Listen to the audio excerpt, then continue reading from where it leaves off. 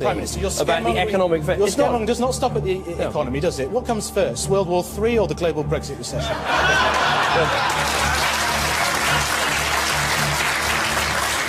The world is changing with accelerating speed.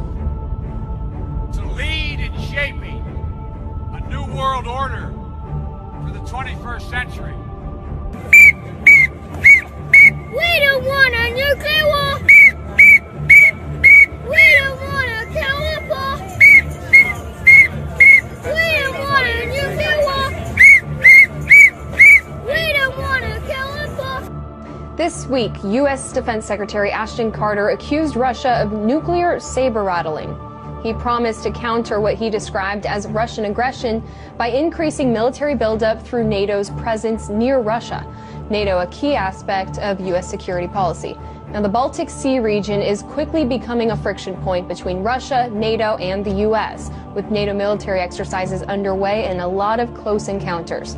I was joined earlier by James Carden, Washington correspondent for The Nation magazine. He started by telling me for what NATO is preparing. It was recently announced that NATO is going to be sending in 4,000 troops to Lithuania and Poland as part of the European Reassurance Initiative. That's a $3.4 billion initiative designed ostensibly to reassure our NATO allies in light of what has been happening in eastern Ukraine. In addition to that, the United States has sent in the USS Donald Cook, which is a missile-class destroyer about 50 miles away from Kaliningrad. Now, Kaliningrad, a lot of Americans don't know, is a Russian port between Poland and Lithuania, and they have a major naval base there. And so the effect of these maneuvers by the United States and NATO has been to increase tension in the region. So what exactly is the aggression that they're worried about? I mean, this is a lot of militarized presence that they're gearing up for. Yeah, what they claim to be very worried about is a repeat of what has happened in eastern Ukraine. The entire Europe must calm down in the knowledge that the Pentagon would do anything in order to protect Europe from Russia. On Monday, the Pentagon deployed a pair of F-22 fighter jets to southeast Romania in an effort to deter hypothetical Russian aircraft. The US Air Force aircraft arrived at the airbase on the Black Sea, less than 400 kilometers away from the Russian military stronghold of Sevastopol on the Crimean Peninsula. The US Air Force has deployed F-15 Eagle air superiority fighter aircraft to Iceland and the Netherlands. Several NATO countries as well as non-members, such as Finland and Sweden, are sending planes to Estonia for the first massive Air Force exercise to feature civilian airport aimed at training for interception of aircraft losing contact inside Finnish airspace. The two-day exercise called Ramstein Alo-1 will kick off at the Estonia's Amare Air Force Base next Thursday. It will be involving warplanes and air crews from Belgium, Spain, and Poland, as well as non-NATO members such as Finland and Sweden.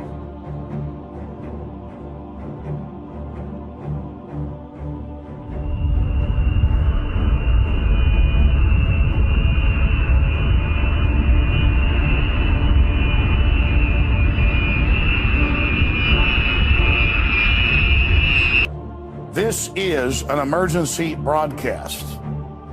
This is a direct message to the Department of Defense, all four branches of the military, active duty, service members, veterans, their families, state governments, local governments, and the media. We are going to display 100% irrevocable proof that there is a global move, not just here, but all over the world, to militarize police and to put standing armies on the streets to suppress the population and to carry out political operations. It seems strange that at the same time when we have huge military drills, military hardware movement, and FEMA training in the US, in Europe we have 600 members of various European military forces recently conducted an exercise in the German North Rhine province ready to be deployed in the event of civil unrest or war. Why in the world Italy's streets would be patrolled by Chinese police? That shows a very strong message that Vatican will be partially protected by China during a major crisis.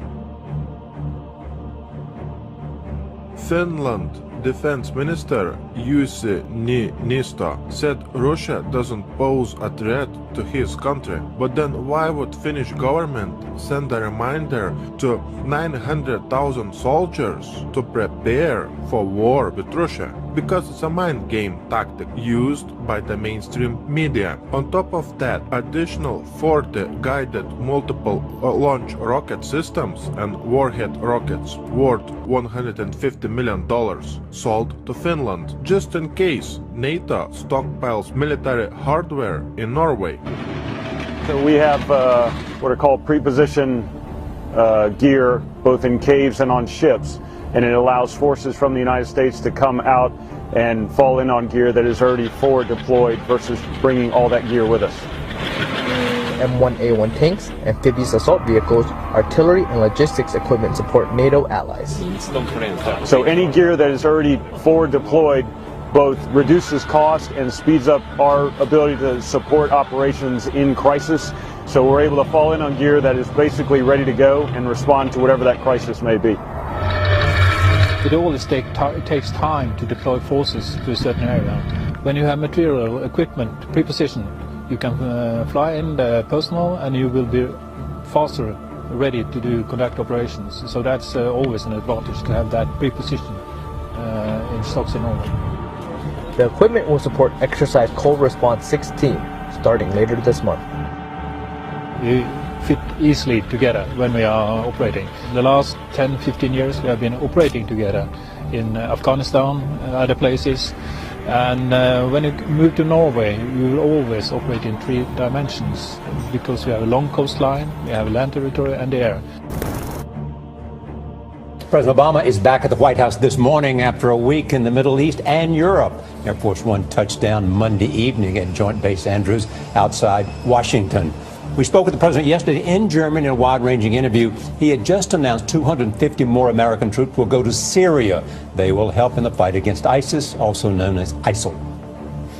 Us dismantling ISIL is a priority, and although we are not going to be sending ground troops in to fight, we are going to try to find out what works and then double down. And one of the things that's worked so far is us putting special forces in for training and advising of local forces, but also intelligence gathering. Let me pivot to China. Your Secretary of Defense has been in the region. How aggressive do you see the action in the South China Sea? And do you worry that they will cross some line in which you'll have to respond more aggressively? I've been consistent since I've been president in believing that a productive, candid relationship between the United States and China is vital, not just to our 2 countries, but to world peace and security. We're a lot better off with a China that feels confident. It's not a zero-sum game. It's not a zero-sum game. What is true, though, is that they have a tendency to view some of the immediate regional issues or disputes as a zero-sum game. So with respect to the South China Sea, rather than operate under international norms and rules, their attitude is we're the biggest kids around here and we're going to push aside the Philippines or the Vietnamese. But it doesn't mean that we're trying to act against China. We just want them to be partners with us. And where they break out of international rules and norms, we're going to hold them to account. And what about North Korea, finally? North Korea is a massive challenge. Our first priority is to protect the American people and our allies, Republic of Korea, Japan, that are vulnerable to the provocative actions that North Korea is engaging in. They are erratic enough. Their leader is personally irresponsible enough that we don't want them getting close. But it's not something that lends itself to an easy solution. We could obviously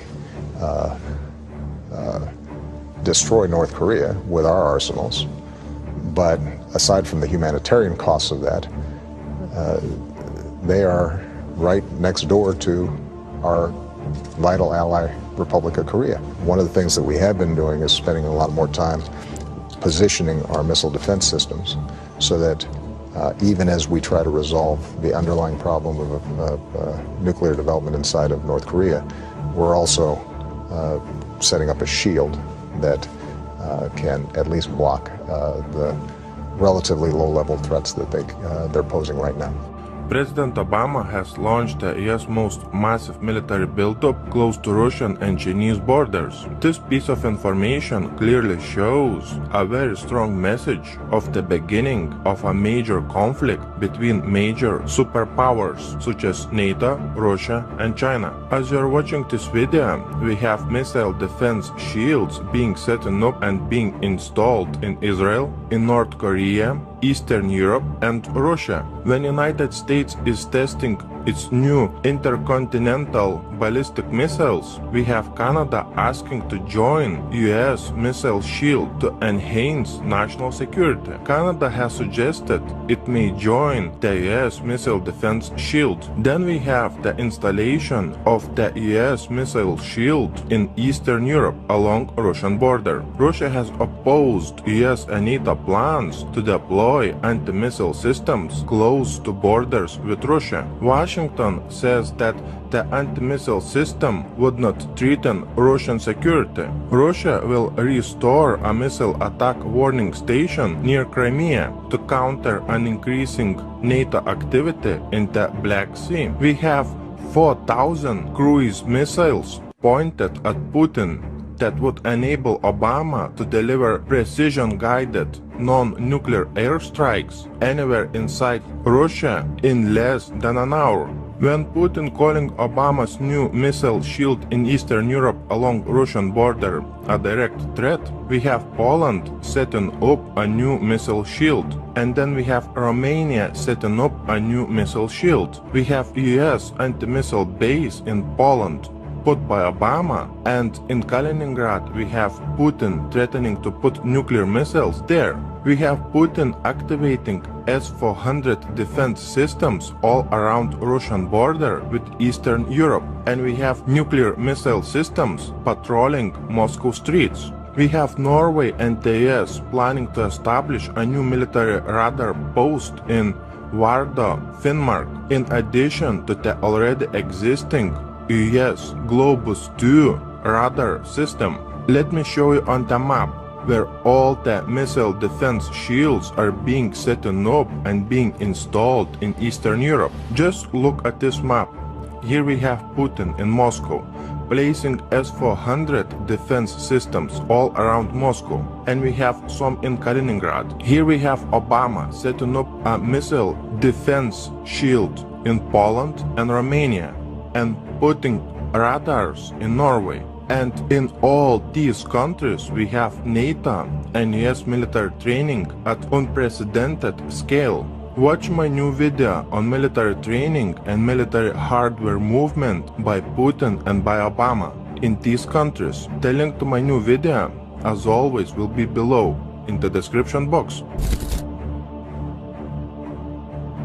Just a little bit more than 70 years ago, we had a great war between major superpowers. Today, in the same place, on the same map, we have the same superpowers in the face of NATO and Russia preparing for a major war. Just remember, only a little bit more than 70 years ago, in the same place on this map, millions and millions of people died fighting for the same forces that are preparing a major conflict today. My biggest concern is that during World War II, there was no nuclear weapons available in such a big amount that is available today. And in the same place on this map, there was no nuclear power plants, so the war was limited in scope.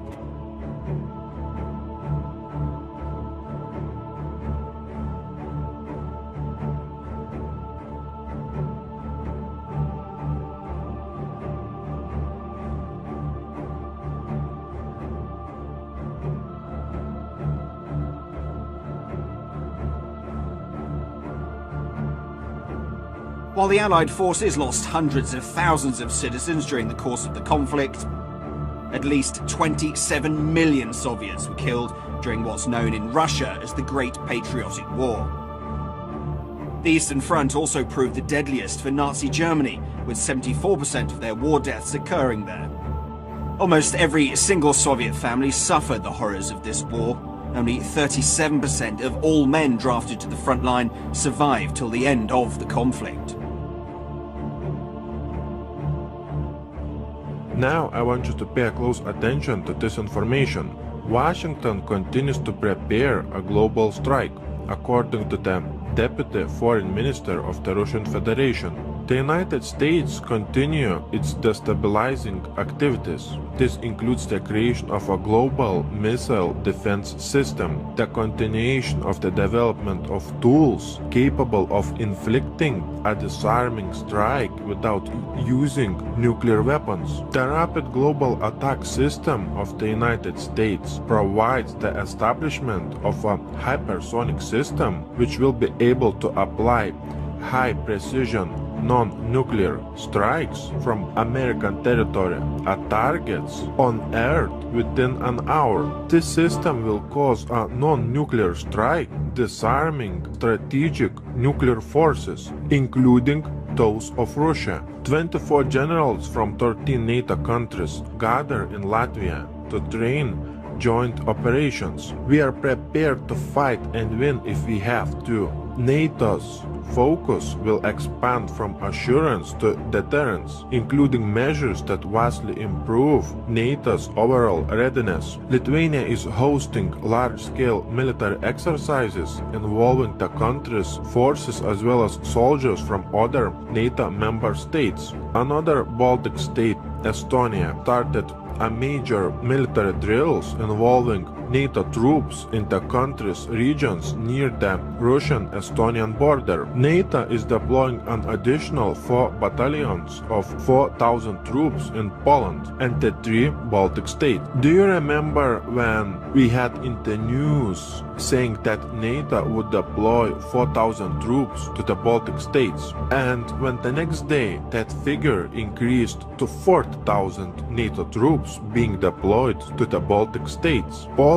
is set to double size of its armed forces. The Polish army will be bigger. We envision a substantial increase in the size of the army by at least 50%. Poland's armed forces, which currently have around 95,000 personnel, would grow to 150,000 personnel. Poland launched an ambitious 10-year defense project aimed at upgrading its military forces. According to Deputy Defense Minister Czesław Mroczek, in April 2016, Poland would choose a supplier of anti-missile defense system, which will reportedly cost around $10 billion. In total, Poland was planning to spend around $42 billion on its military upgrade over the next 10 years. Poland's military modernization program includes a missile defense shield, anti-aircraft systems, submarines, combat drones, armored personnel carriers. The Georgian army has begun the 2-week Nobel partner military exercises together with American and British forces. We're already going under a form of martial law. So let me show you some of the news we already went to in our earlier report. Then I'll go to a smattering of the other evidence right here. Much of it from the Department of Defense's own website. You have massive military gear being cached, armored vehicles, machine guns, helicopters, night vision, Humvees, with the police departments around the country. California has gotten the majority of it, along with Oklahoma and other areas to population.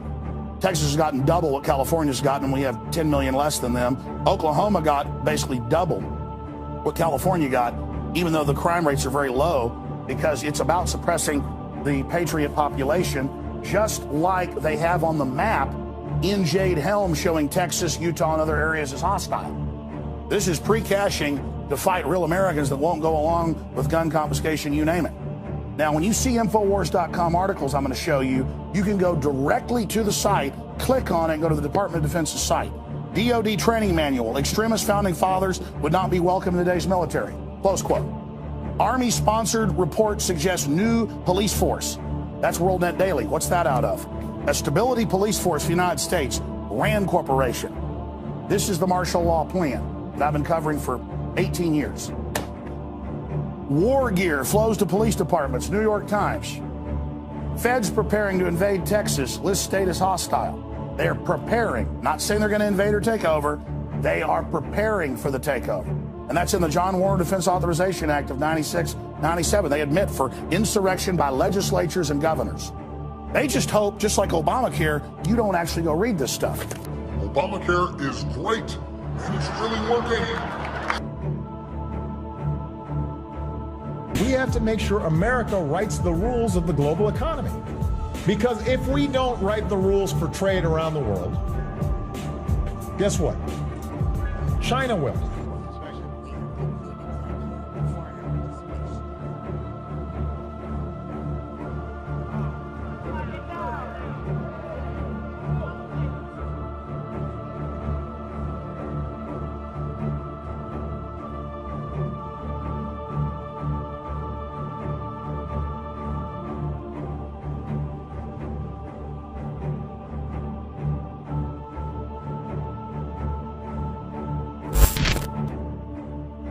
Why in the world we would have such strange things happening on the land of freedom?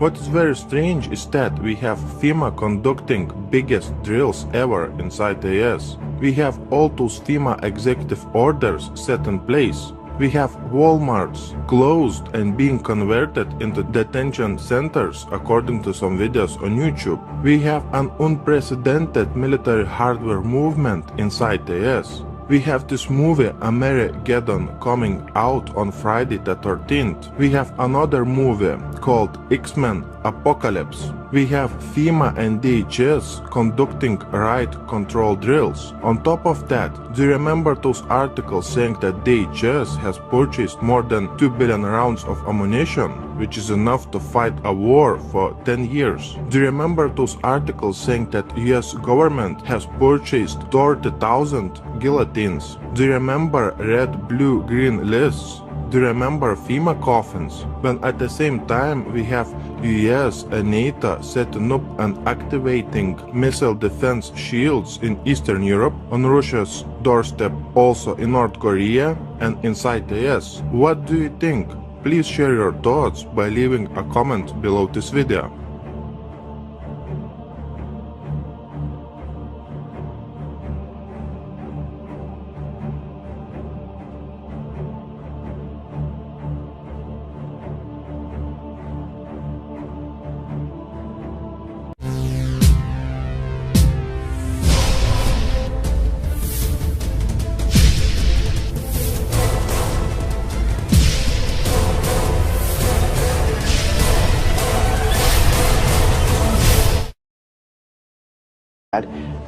A lot of Americans don't know is a Russian port between Poland and Lithuania, and they have a major naval base there. And so the effect of these maneuvers by the United States and NATO has been to increase tension in the region. So what exactly is the aggression that they're worried about? I mean, this is a lot of militarized presence that they're gearing up for. Yeah, what they claim to be very worried about is a repeat of what has happened in eastern Ukraine. The entire Europe must calm down in the knowledge that the Pentagon would do anything.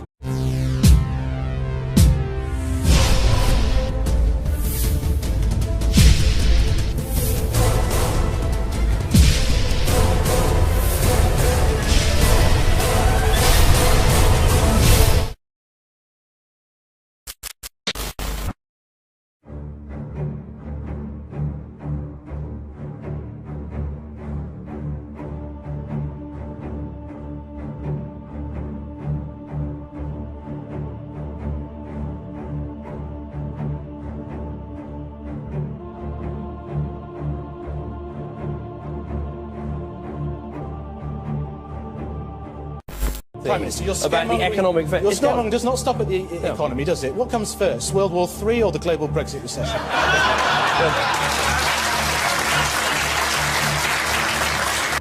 world is changing with accelerating speed. To lead in shaping a new world order for the 21st century. We don't want a nuclear war. We don't want to kill us all. We don't want a nuclear war. We don't want to kill us all. This week, U.S. Defense Secretary Ashton Carter accused Russia of nuclear saber-rattling. He promised to counter what he described as Russian aggression by increasing military buildup through NATO's presence near Russia. NATO, a key aspect of U.S. security policy. Now, the Baltic Sea region is quickly becoming a friction point between Russia, NATO, and the U.S., with NATO military exercises underway and a lot of close encounters. I was joined earlier by James Carden, Washington correspondent for The Nation magazine. He started by telling me for what NATO is preparing. It was recently announced that NATO is going to be sending in 4,000 troops to Lithuania and Poland as part of the European Reassurance Initiative. That's a $3.4 billion initiative designed ostensibly to reassure our NATO allies in light of what has been happening in eastern Ukraine. In addition to that, the United States has sent in the USS Donald Cook, which is a missile-class destroyer about 50 miles away from Kaliningrad. Now, Kaliningrad